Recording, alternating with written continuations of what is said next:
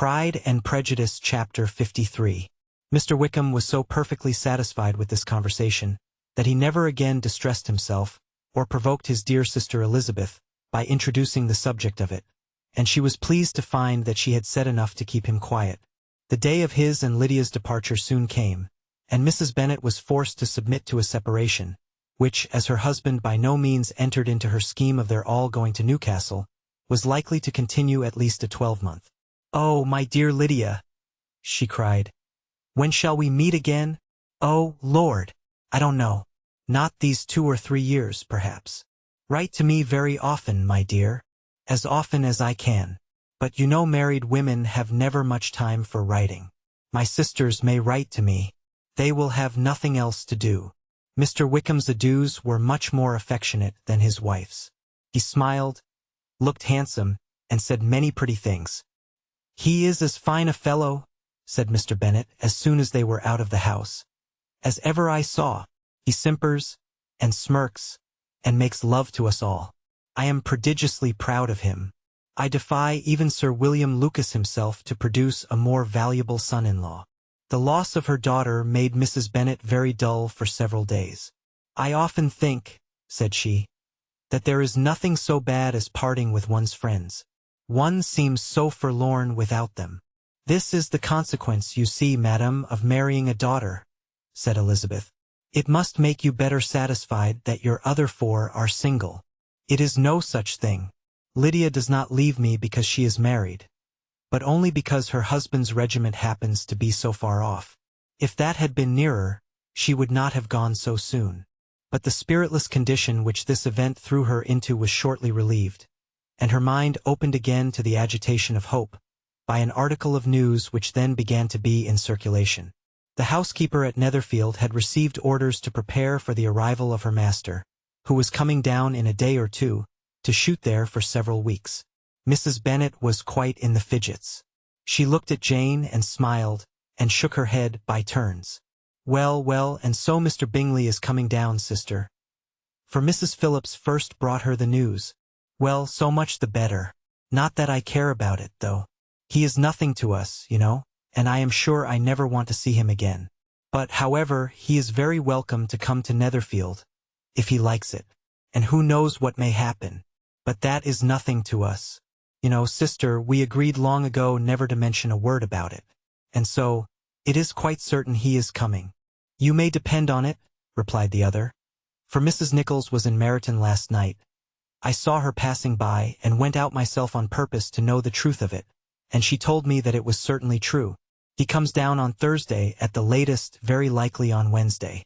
She was going to the butcher's, she told me, on purpose to order in some meat on Wednesday, and she has got 3 couple of ducks just fit to be killed." Miss Bennet had not been able to hear of his coming without changing color. It was many months since she had mentioned his name to Elizabeth. But now, as soon as they were alone together, she said, "I saw you look at me today, Lizzie, when my aunt told us of the present report, and I know I appeared distressed, but don't imagine it was from any silly cause. I was only confused for the moment because I felt that I should be looked at. I do assure you that the news does not affect me either with pleasure or pain. I am glad of one thing, that he comes alone, because we shall see the less of him. Not that I am afraid of myself, but I dread other people's remarks." Elizabeth did not know what to make of it.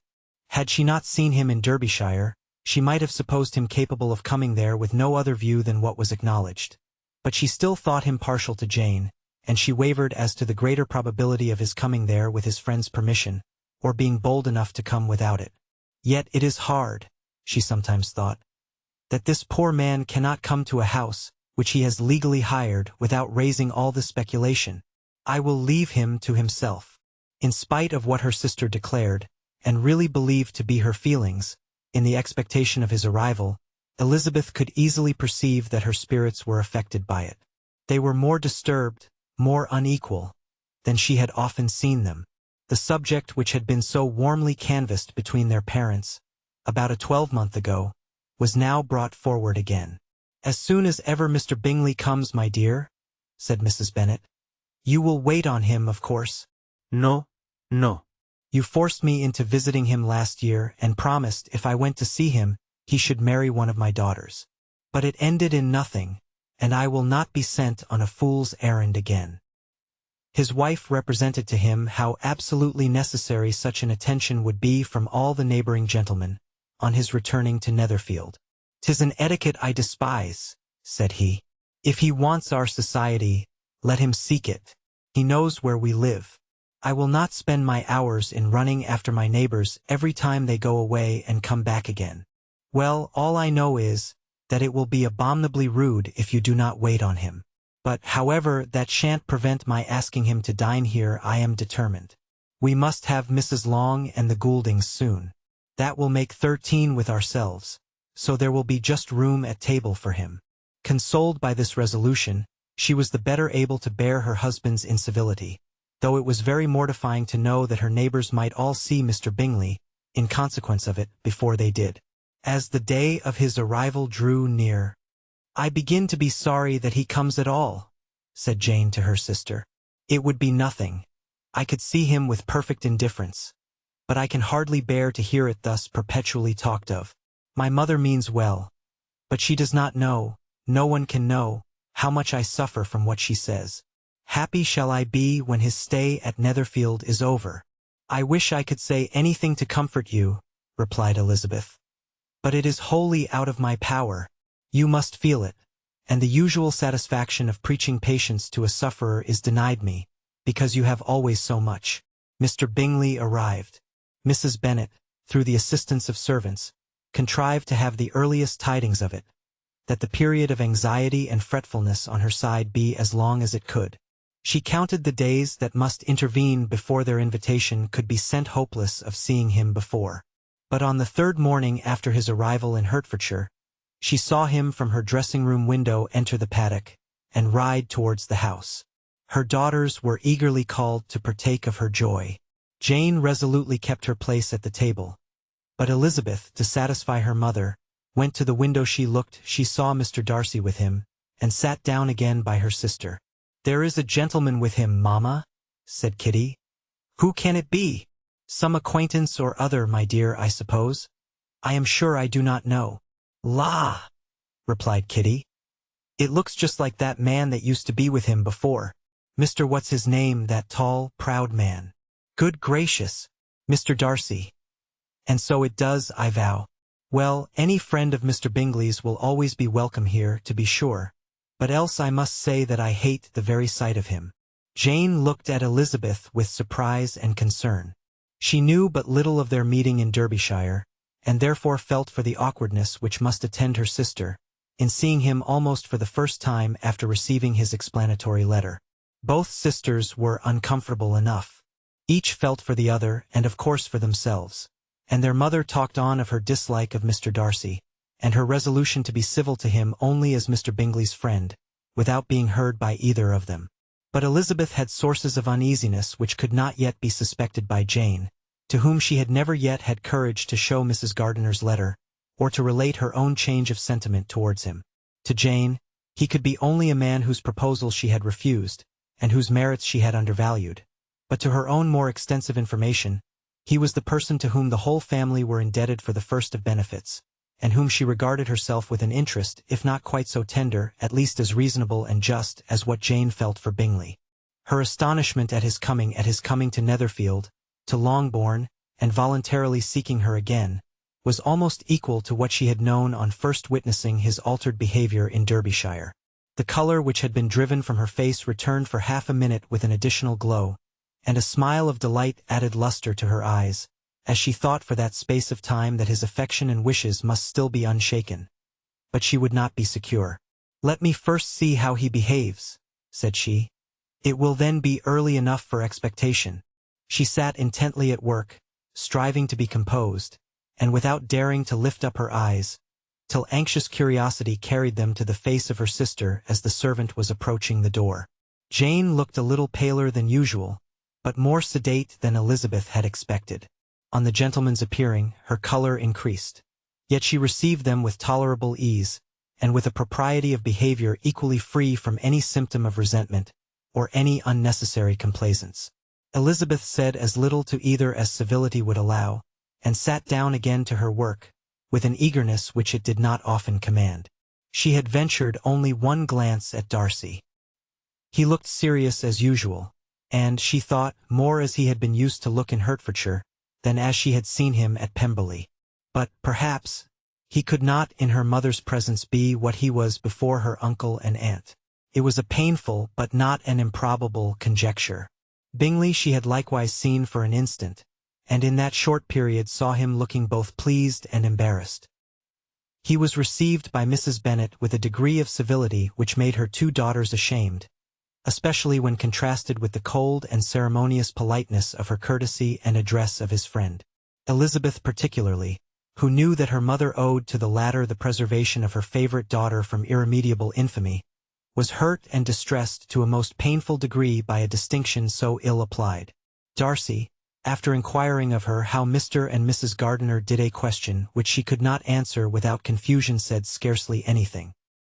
He was not seated by her. Perhaps that was the reason of his silence, but it had not been so in Derbyshire. There he had talked to her friends when he could not to herself. But now several minutes elapsed without bringing the sound of his voice, and when occasionally, unable to resist the impulse of curiosity, she raised her eyes to his face, she as often found him looking at Jane as at herself, and frequently on no object but the ground. More thoughtfulness and less anxiety to please than when they last met were plainly expressed. She was disappointed, and angry with herself for being so. "Could I expect it to be otherwise?" said she. "Yet why did he come?"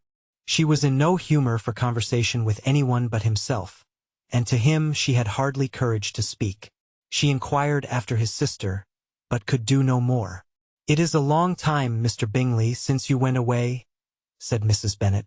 He readily agreed to it. "I began to be afraid you would never come back again. People did say you meant to quit the place entirely at Michaelmas. But, however, I hope it is not true. A great many changes have happened in the neighborhood since you went away. Miss Lucas is married and settled, and one of my own daughters. I suppose you have heard of it. Indeed, you must have seen it in the papers. It was in the Times and the Courier, I know, though it was not put in as it ought to be. It was only said, 'Lately George Wickham Esq. to Miss Lydia Bennet,' without there being a syllable said of her father, or the place where she lived, or anything.